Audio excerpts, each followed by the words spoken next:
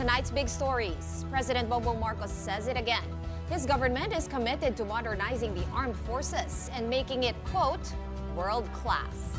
Now, the president's vow comes days after the Philippines stood before the United Nations to reject China's claim that Scarborough Shoal is theirs. And back here in the Philippines, farmers are wondering where their share from the reduced tariffs on imported rice went. We will be discussing this and other agricultural issues with CNAG's Jason Cainglet later on.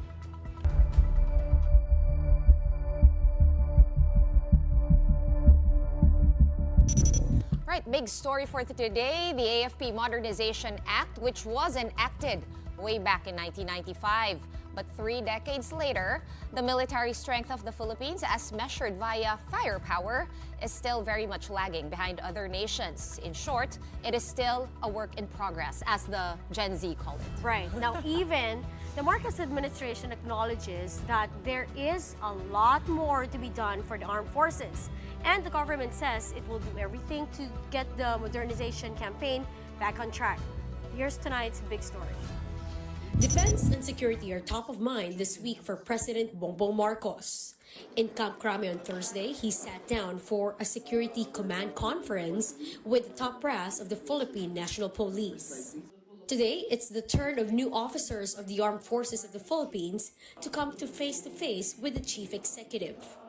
More than 600 of them just completed the AFP's Major Services Officer Candidate course.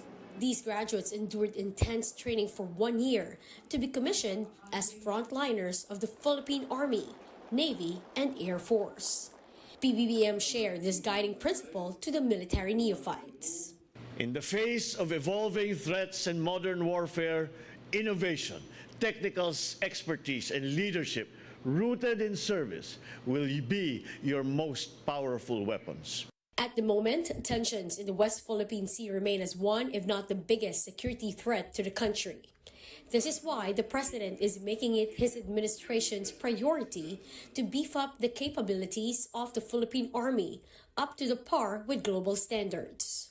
We will modernize your equipment, enhance your training programs, ensure that you are equipped to face challenges not just of today, but also of the future.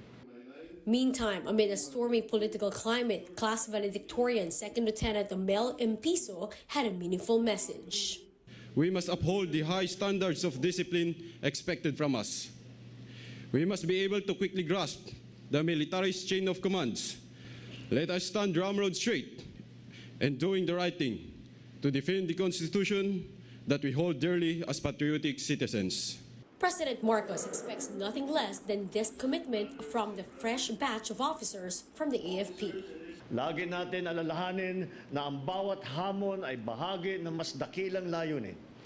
Sa bawat hakbang, ang inyong serbisyo ay hindi lamang tungkulin. Ito ay panata para sa bayan. Isang handog para sa bawat Pilipino na umaasa sa inyong husay, tapang, dangal at malasakit.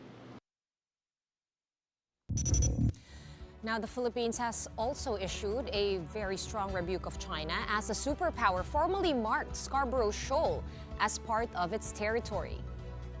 On November 10, Beijing submitted to the United Nations a nautical chart outlining the baselines of what it called waters that are historically theirs. This submission is seen as a response to Manila's enactment of the Philippine Maritime Zones Act and the Philippine Archipelagic Sea Lanes Act.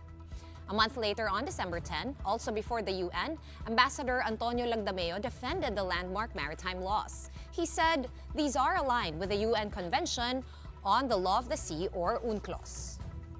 The permanent representative of the Philippines to the UN flat out rejected China's claim over Scarborough, also known here as Bajo de Masinloc, noting that it violates the UNCLOS and, quote, undermines the rules-based international order. Lagdameo stressed that Bajo de Masinloc is clearly within the Exclusive Economic Zone, or EEZ, of the Philippines, and as such, only the Philippines can establish baselines there. Let's try to make sense of this story some more with our guests tonight. We have joining us over Zoom, maritime security expert Chester Cabalza. Welcome back to the big story, Chester, and thank you for taking our call on such a news day. Good evening, Sean and Riza. Thank you for inviting me to share some of my views with you. Was this surprising to you in any way that China kind of countered? Do you also see that this is, in fact, Beijing's counter to the two laws that we passed? And I believe that was the last time we spoke after they passed the Maritime Zones Act and the Archipelagic Sea Lanes Act. They've been resisting us in 2016. They thought that the legal approach would not would be, uh, of course, now for the Philippines, it was the best formula for us on how we would claim our sovereignty rights in the exclusive economic zone. And all of a sudden, China is doing the same thing, building up their own legal claims, and at the same time, they're doing what the Philippines has been doing in terms of our legalist approach. So I think China has learned a lot from the Philippines in terms of how they would build up also their legal narratives in the South China Sea, or in fact the Scarborough Shoal, which is one of the major dots in the triangular strategy from Scarborough Shoal to the, of course, to Paracels and to the Spratlys. They knew that this is something that they would really fight for the Philippines, and I think the Philippines is winning so far in terms of our legal claims to the Scarborough Shoal. At the same time, we have also fortified our cartographic maps because of the Velarde map. And at the same time, our lawmakers and the Filipino people are well aware now of of the claims of the Philippines, because of course we've been doing this for 8 years already. Okay. Well, Chester, I guess as a follow-up to that, no, this was filed in the United Nations. So what's going to happen, as I understand it, please correct me if I'm wrong, is these baselines, so to speak, the coordinates and the charts will be published by the UN. Now, I'm assuming since that's the case, and we also filed our own baselines, right, and defined them, and that they will also be published as such. So what happens now is that effectively two people, or two countries rather, are laying claim to this area. Do you see this as a precursor possibly to China filing a case at the PCA, or the Permanent Court of Arbitration at The Hague? Well, at least for the Philippines, we have a precedence ready because of the 2016 arbitral award, and at the same time, we have the baselines that we have filed so far from the United Nations will give us better chances. Unlike China, in which they've been doing only this lately. So even if both countries will claim, will file for the legality of the baselines, I think we have. I think that the twin laws that we have enacted recently on the Archipelagic Sea Lanes and the Maritime Zone Act will indeed push us further on our claims, given that of course we've been elevating our baselines law even in the past. So I think even if China will try to do the same thing, it will still be given to the Philippines, given that of course we've been fighting for rules-based norms, and this has become part of our narrative for the longest time. Chester, what do you make of this move by, by Beijing, again, submitting their nautical chart to the United Nations? Is this significant? Because in the past, China does not heed, to anyone, including the Right. United Nations. Now, to recognize the UN's intervention in this matter, what would that mean? Well, they have realized that international laws are very important. Now they're learning. However, it may be late for for China to do so, but at least they're learning from the Philippines. What they're trying to do right now is to lobby their cause and strategic interest using lawfare, which the Philippines has been doing even before. But at the same time, let's not underestimate also these moves coming from China, because um, I think they are using their economic clout and diplomatic cards so far in engaging with the United Nations, and at the same time getting the sympathy of the world. No, remember that China is a major power, but Of course, given that this is an asymmetrical contest from David versus Goliath, we have shown to them that we are big and stronger when it comes to our legal approaches. But let's see what happens later on, because of course it's a contestation of legal approaches. But at the same time, it's good now for China that they're trying to lobby their cause using legal means. That means that they are learning from the Philippines, and they are becoming civil because they are using international laws. And let's see what happens in the future, because of course, even if we have won the 2016 arbitral award, where we have seen in the past 8 years, the problem would be on the enforcement um, dimension of it. But we'll see how it will turn up in the future, because of course China is reversing the tide right now, because they're using also their legal spade in terms of their claims in the baselines of the Scarborough Shoal. Okay, some pundits online, at least in some articles that I read, Chester, they seem to be saying that this move by China could be challenged by the incoming Trump administration. Do you agree with that line of thought? And also, if the new Trump or Trump 2.0 administration does indeed challenge China, what are the implications for us here in the Philippines? So you see now the evolution of maritime security in this part of the world, and the global evolution of maritime security. We have to remember that the United States, under the Trump administration, is still not a member or a signatory of the UNCLOS. So I hope that when the Trump administration returns to power, and given that, of course, there is this contestation of hegemonic rivalry between the US and China, where legally speaking, China is a signatory to the UNCLOS, but sometimes disobedient to international laws. However, the United States has been supporting us um, legally, strategically.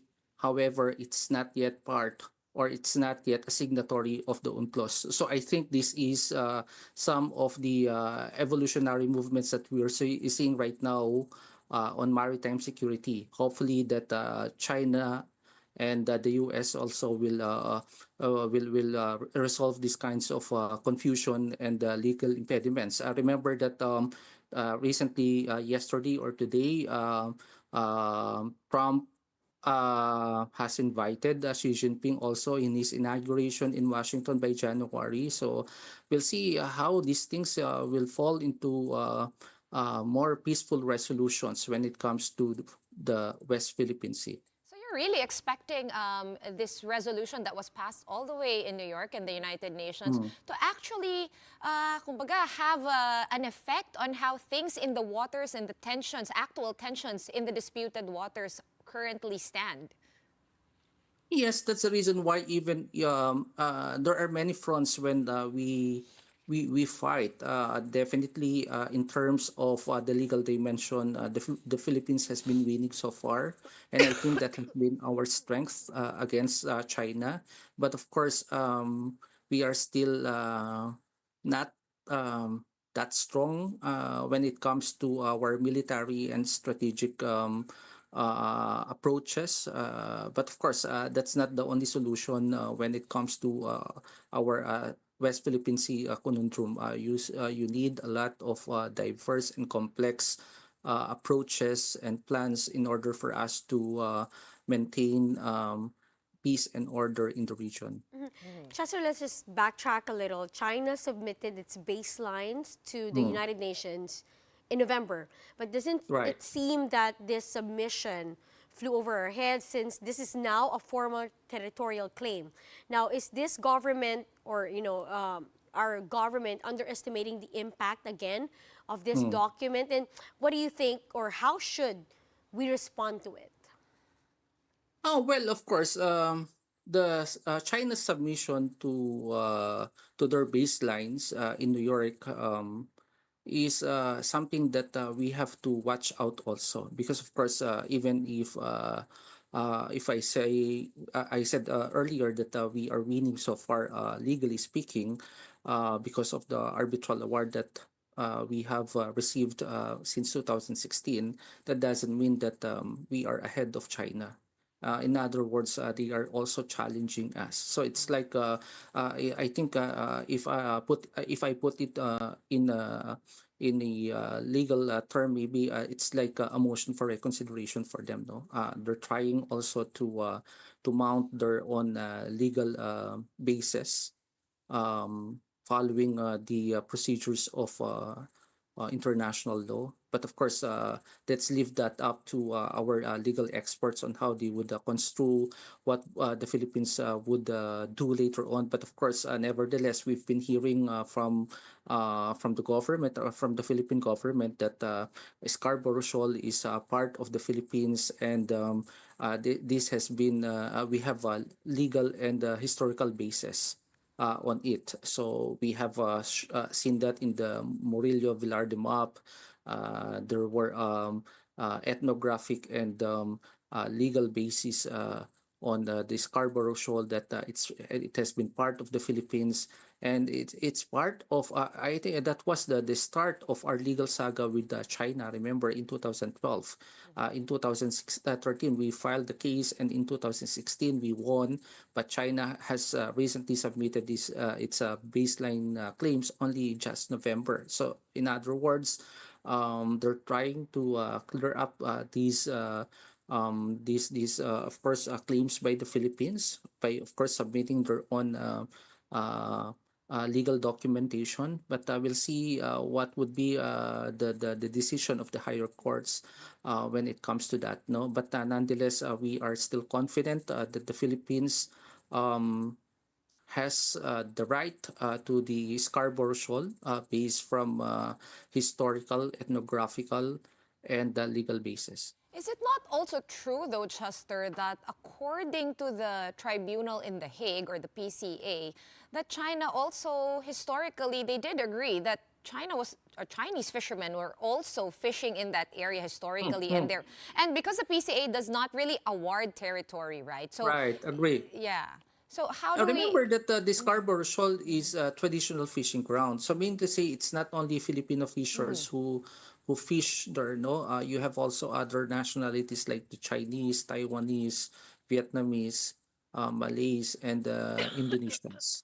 So meaning to say that this is like an international shoal or water where any fisher folks can fish. So I think that's the reason why um, when China tried also to of course no assert their sovereignty or their narrative when it comes to the Scarborough Shoal by stating that they have control to the Scarborough Shoal, and they are not allowing the Filipino fishers and other fisher folks from other countries. That became a remorse for many countries. We resisted it because we know that it's a traditional fishing ground for many nationalities. Okay. In terms of AFP modernization, we Mm, heard the president today. I'm not sure if you caught that. yeah, In the midst of, the Coast Guard, all the ships that got rammed, we really, really need it. The budget, tinanggal, binalik. We have yeah. external threats growing. The tensions now, dati, Scarborough and Ayungin, now it's like in Escoda, Half Moon, o Hasang-Hasang. We're Right. hearing new rocks or features that now have the Chinese presence as well. Is there any way that you're seeing that the government can fast track modernization? Oh, well, let's put into context first, no? 2000, 2000, I think that was in 1990s during the time of FER when we have the modernization law of the AFP. And then it was revived during the time of Benigno Aquino in 2012. Then, luckily, it was supported also by former President Duterte and the current President Bongbong Marcos, the modernization program of the AFP. And we have heard from President Bongbong Marcos the Rehorizon 3, meaning to say that there is an extension of the third leg of the modernization program, revitalize modernization program of the AFP. And after that, during his stint also, we have seen the modernization of the Coast Guard. And now the police and other defense and security sectors are also asking for modernization program from the government. So in other words, it's a holistic process. It's not only the AFP that has a priority for the modernization, but also the Coast Guard and the uniformed personnel organizations like the Fire BGMP and also the Philippine National Police. So you see that holistic, and then from that modernization law, we have shifted to the Philippine Territorial Defense because that has been the goal of the armed forces to defend the territorial integrity and national sovereignty of the country. And with the belief that the Philippine National Police will now cover or will now become responsible for the internal security of the country, because the AFP for 5 decades they've been doing dual role for internal security and external defense. And then the third step for that would be the self-reliance defense posture. The posture law that has been signed recently by the president would help us to become future ready, more independent, and stronger. Because the dream is to make our armed forces a world-class armed forces, at least in the region. No, so that has been the goal. But of course, 3 years, 3 more years to go for the Marcos Jr. administration. I think even it's nice that he's been supporting this modernization program, but I know that looking at the current state of the armed forces right now and their defense and security sector, it's still a continuing program. It's a work in progress. The next president and future presidents of the Philippines will still have to work on the modernization of the armed forces and the defense and security sector. And we need the defense posture law to build a stronger indigenous defense complex, because otherwise, even if you do the modernization program of the armed forces, if and you have the territorial defense, if you don't have your own local or indigenous industrial complex for defense industry, then I think the modernization program will fail. So you see how complex and holistic this undertaking, and it's a work in progress, basically. Oh, yeah, Right. so Chester, basically, we really have to be patient when it comes to that. I mean, right. that takes years. What about Chester, accepting help from aid, subsidy from allied nations? Do you think that's a good direction to take for this government? There's perhaps pros and cons. What do you think? Okay, I think it's a misunderstanding or misinterpretation, misconstruction from our neighboring countries when they say that if we are an ally of the United States, they give uh, free defense assets or equipment for the Philippines. No, there's no free lunch. In other words, the Philippines has been buying or procuring defense assets, no, be it are from the Army, Air Force, or Navy, and the Coast Guard. So we're buying it basically. We recently bought BrahMos missiles from India and Russia. And then by 2026, the Philippines will become the biggest operator of Black Hawk in the world. And then we've been developing also. There's a dream for having a submarines for the Philippines. So those are big dreams for the country. And of course, to leave the internal security to the Philippine police, we're hoping that they will have their own strategy, and the AFP will focus now on the external defense. And lately, China has been irritated with the Typhoon missile uh, lent by the U.S. In the Philippines, where they have placed it in Batanes in northern frontier, basically. So meaning to say, um, we have to be very good and skillful in doing shopping list for the modernization program of the armed forces. This is not only about procuring or buying the best equipment, but at the same time, you have to train your human resource. You have to train your soldiers, pilots, and the submariners, and the coast guardians, and the policemen. So you have to develop the hard and soft hardwares, the hardware and the software basically.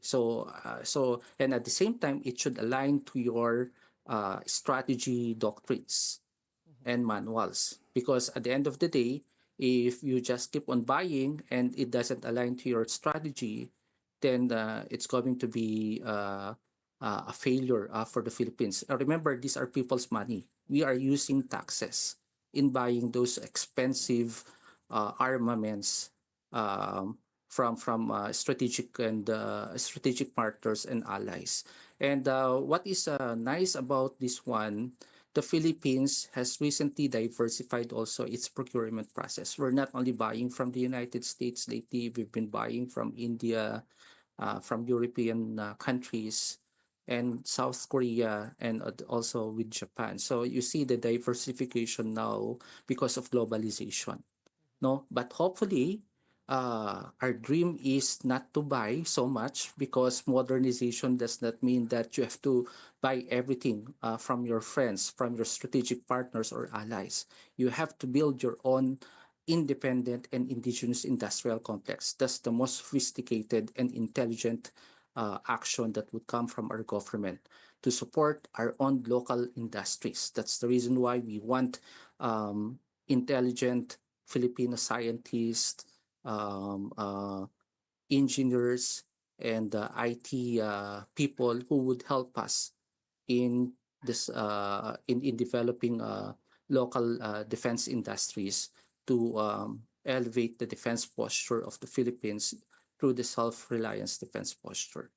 Okay, well, Chester, I guess we'll see no, kung anong mauuna ang self-reliance natin when it comes to defense and equipment regarding defense, or yung self-reliance natin pagdating sa production ng sarili nating rice, right? So it's a race that we are, of course, all looking forward to and monitoring. But for tonight, thanks so much for talking to us here on The Big Story, maritime security expert Chester Cabalza. Maraming salamat. Well, up next, a farmers group is asking the Department of Finance on what happened to the subsidy they should have received from the government's move to reduce the tariff on imported rice. We'll be speaking to Sinag when we return. Keep it here on One News.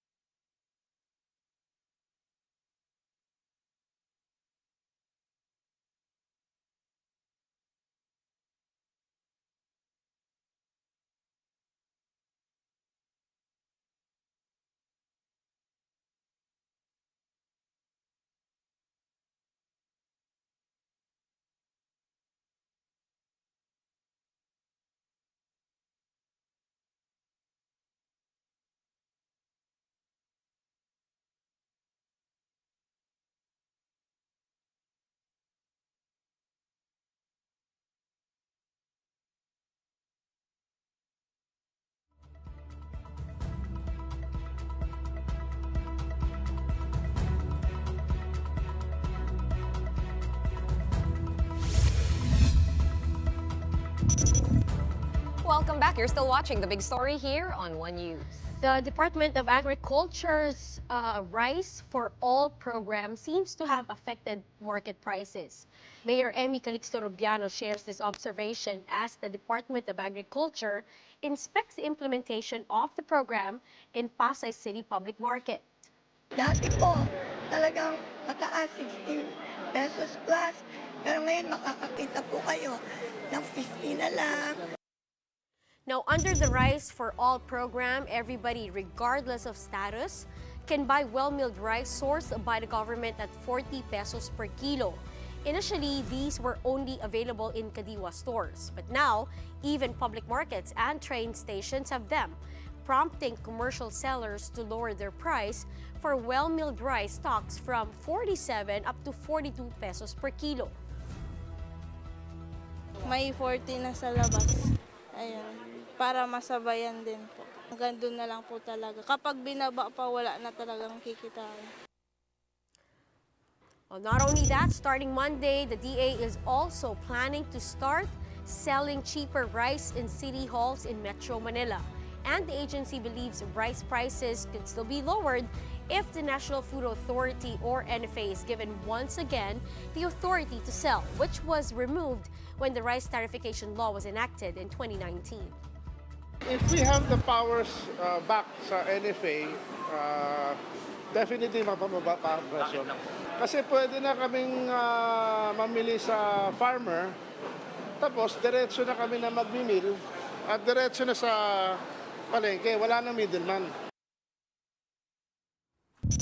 Still on rice, one farmers group says that they have yet to receive the government subsidies due to them from the reduced tariff on imported rice. Recall that under President Bongbong Marcos's Executive Order 62, the tariffs for imported rice were cut to 15% from 35% in a bid to temper price hikes. The Samahang Industriya ng Agrikultura or SINAG says that the government's tariff cut on rice imports took away funding for the purchase of additional farming implements and direct aid to farmers. According to SINAG, farmers should have received some 13.3 billion pesos from the government.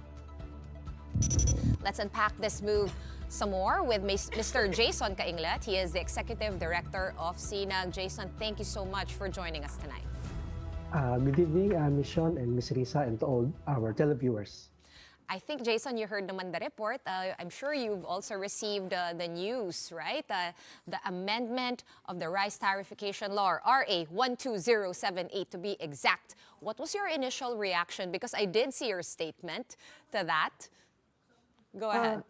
Yeah, I think that's what we've been saying all along, that we don't need to reduce tariffs if we want to lower rice prices. There are many initiatives, there are many efforts, there are many programs, including the one that you just shared, the Rice for All program of the DA. These are initiatives that we are supporting because you don't need to resort to reducing tariffs if you want to lower rice prices. It's been 6 months since EO 62 was signed by the president, and all the news the past few days indicate that it did not lower prices, and instead Congress and even some of our regulatory agencies are looking at what happened, at why did rice prices did not decrease despite the tariff reduction. Okay. So, bali ganito yan, no? Let's just, for the benefit of everyone who might not have been following this from the beginning, 6 months ago, EO 62 was passed, so they lowered the tariffs from 35 to 15%. At that time, all-time high, no? Yung mga imported rice natin, because the top exporting countries were also going through some difficulties, so they wanted to hoard their stock, right? Right now, 6 months later, we're seeing amendments to the rice tariffication law. However, your statement has kind of brought up certain things, right? So from those tariffs, a big chunk is supposed to go to the RCEF, right? Or the Rice Competitiveness Enhancement Fund, of which SINAG is saying that 13.3 billion pesos, this is at least from before pa, have not made it to the farmers yet. Can you confirm that and tell us what happened? Yeah. What happened to the money? Let me clarify that the Okay. 13.3 billion is the figure presented by customs as the foregone revenues. Ibig sabihin, ito yung hindi nakolektang taripa because we reduced the tariff to 15%. So if the tariff was not reduced, we would be getting this extra 13.3 billion. So that's what we're saying. If EO 62 was not effective, tariff reduction did not reduce price, nalugi pa gobyerno, nalugi consumers, nalugi farmers. So what we're saying is yung commitment or yung pangako ni dating ni current DOF Secretary Ralph Recto to give the difference or to give kung ano man yung kulang na nawala sa taripa because of the tariff reduction, ibabalik niya sa RCEP. RCEP is the depository of the tariffs collected from rice import. So what we're saying now is we hope that Secretary Recto will make do his promise of returning the 13.3 billion, and the farmers are committed that if we get that 13.3 billion by March or April, rice prices will really go down by 40 to 45 pesos without reducing tariffs and without losing money from government. Okay, Government's losing money because of tariff reduction. So that's how we say na yung 13.3 billion that was lost because of tariff reduction, ibalik lang sa ating farmers. And remember, reducing 35% to 15% is 60% reduction. So talagang malaki yung nawala sa makakolekta ng ating gobyerno because of EO 62. Okay. Your thoughts, no, and your feelings, your sentiment, at least of the rice production sector on RA 12078 or the amended RTL. Of course, it looks good on paper. You're supposed to get from 10 billion, it's now 30 billion. I expect that, that's good news. But the question is it really, or is it just PR? No, it is good news. For the last 6 years, the rice industry has we've been getting funds from RCEP, but that was 10 billion. Then excess funds would also go to the industry, so it became 15, 20. But because of the amount and the volume of our imports, we calculated, and in fact, we were one of the few groups that proposed to increase the RCEP funds from 10 billion to 30 billion. And if we're getting 30 billion next year, it will truly help the industry because we've already allotted funds from RCEP. Ibig sabihin, hindi siya i-allocate pa lang, automatic na yung allocation under the 30 billion. That is, a percentage would go to seed production, another percentage would go to the mechanization, another percent would go to training of our farmers, including loans, and then cash, direct cash, would also be provided to our farmers. So in short, talagang nakinabang ang industry sa RCEP, and kaya nga the system, the program is going very good. Kaya lang we were really surprised na nag-issue ng EO 62 that really derailed the efforts of everyone, private sector and government, to really make our rice industry more competitive, meaning we can reduce prices, we can reduce cost of production to the benefit of our consumers. Talagang nasira yung ating mga plano in the last 5 years because of EO 62. Okay. Jason, since you mentioned already being competitive, sa consumers naman, di ba, kung local or imported, I don't think it really matters, basta yung quality is there. To us, describe how is local rice faring compared to imported rice ngayon? Yung quality, there's no question because local is more fresh, unlike yung imported kung saan nanggaling, and you don't know kung anong mga hinalo dyan. Yung local kasi talagang from farm, minili siya, naging bigas, binenta. So freshness and quality talagang lamang ang local. Kaya lang lagi tayong at a disadvantage because imported rice, since they are cheaper, lower yung cost of production nila, and their governments, Vietnamese government, Thai government, Indian government, they are really supporting and subsidizing yung kanilang sector. Talo lang tayo sa presyo sa ngayon, but not quality and not standard and not freshness. So one way to really reduce prices is to lower yung cost ng pagtatanim mo ng palay. Right now kasi, cost to produce palay is 18 pesos per kilo. If you are able to reduce it by 15 pesos or 14 pesos, and farmers can sell the palay at 19 to 20 pesos, we can easily sell rice at 38 pesos without resorting to imports, without resorting to tariff reduction. As long as we lower the cost to produce rice, we increase our productivity. Right now, it's just 4,000 for 4 tons per hectare. If we can make it 4.5 tons per hectare, you increase the yield, you lower the cost of production, we can easily sell rice by 35 pesos in 1 to 2 years. So that's really the long term. And we were really surprised and we were really taken aback by the decision to implement EO62. Otherwise, we could have been enjoying much lower rice prices by this time. Okay. The whole thing, last question, no, Mr. Kainglet, we are running out of time. Pero a few days ago, or baka last week to, no, narinig ko si DA Secretary Kiko Tiu Laurel, sabi niya he's hoping to break 40. And you're saying we could have done this before. One other big concern, and I'm not sure if that EO really addressed this or this new law really addressed this, the amended RTL.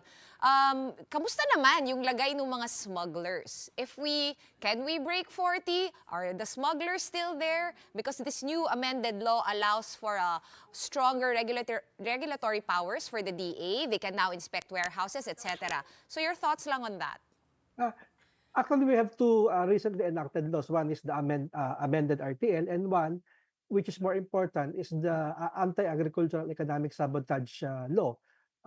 Yun talagang mas positive, mas kumbaga may power ang government talagang pasukin ng mga warehouses. And remember, these are economic sabotage, meaning to say these are non-bailable crimes. Makasuhan ka, kahit nililitis ang kaso, wala pang conviction, hindi ka pwede magpiyansa. You'll end up in jail. What we've been saying all along is that makasample lang tayo, maybe 1 or 2 of these personalities, para naman baka matakot yung mga gumagawa pa ng mga economic sabotage sa agriculture sector. Remember, hindi na siya smuggling, nandiyan ng profiteering, hoarding, cartel, all this illicit trade. With these twin new laws, we're hoping that baka this time, meron naman tayong makaso at makonvict para naman makinabang ang ating mga farmers and consumers sa murang bigas in the end. Kami rin, no, nag-aabang na may masampulan nga nung mga batas na iyon. But for now, we have run out of time. Thank you so much for joining us this evening. That was SINAG's Executive Director, Jason Kainglet. Maraming salamat po. Well, up next, the official list of senatorial candidates for the 2025 midterm polls is out. Who made it to the final cut? The details when the big story returns. Keep it here on One News.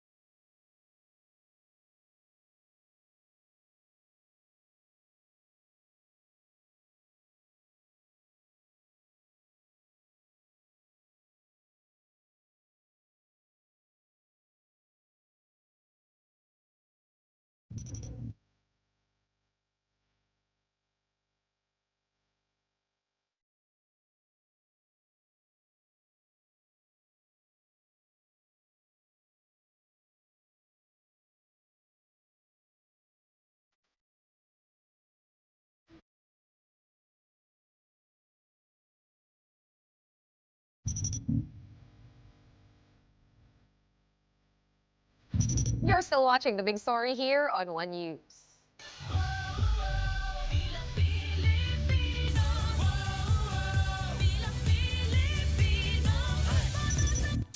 From 184 senatorial aspirants who filed their certificates of candidacies last October, the COMELEC, or Commission on Elections, has trimmed it down to 66.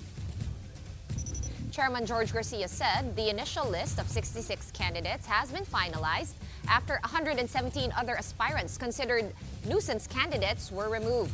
Garcia adds they have yet to receive a challenge from the 117 that were disqualified.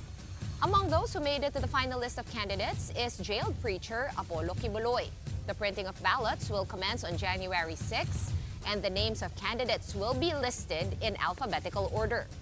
Of the 66 final senatorial candidates, only the top 12 will make it to the Senate.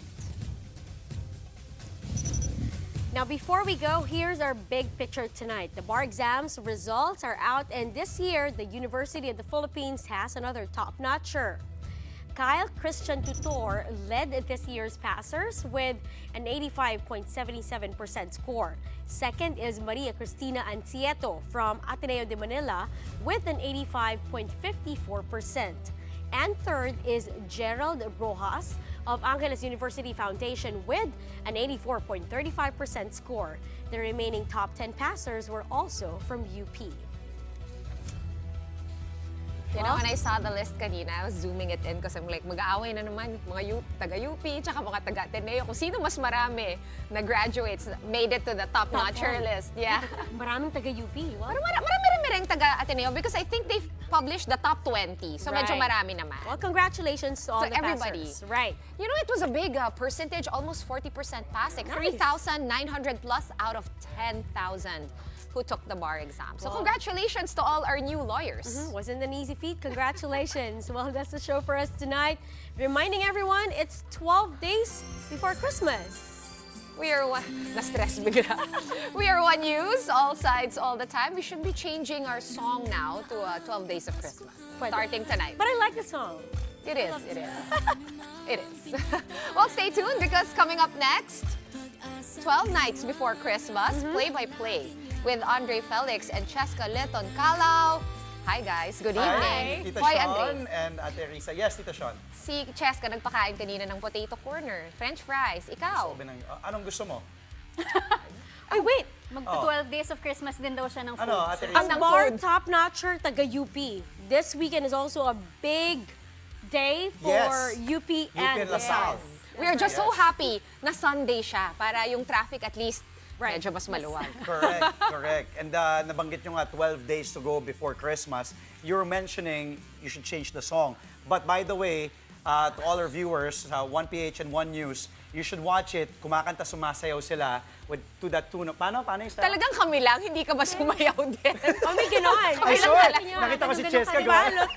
Ganon. I saw it, yes. But thank you and happy weekend to you. Happy Sean weekend! And Ate Risa. Well, we've got a trio of games in the NBA, the latest results from the PBA, and of course the Spikers turf. And we break down the numbers in the UAAP basketball finals ahead of do-or-die Game 3s this weekend. Exciting weekend in sports, Check. Yep. I'm back. I'm Andre Felix. And I'm Cheska Leton Calao. And here's tonight's play-by-play.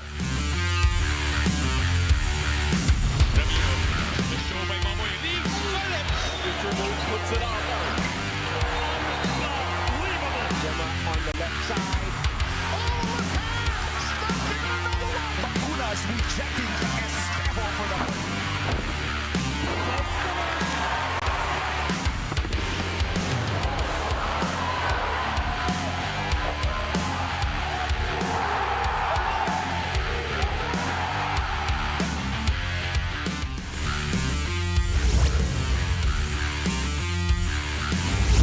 An NBA thriller between the Sacramento Kings and the New Orleans Pelicans. It was a tight battle right till the very end, with the Kings coming away with a 111 to 109 win. Both squads' key players came out to play. Sacramento big man Domantas Sabonis putting up a monster double-double here. 32 big points and 20 huge rebounds. DeMar DeRozan added 29 markers. CJ McCollum tried to carry New Orleans. He finished with 36 after hitting a season-high 6 3-pointers. The Pelicans had one last shot at tying or even winning the game with 10 seconds left, but then the Kings made that crucial stop off a Malik Monk swipe. Sacramento's record is at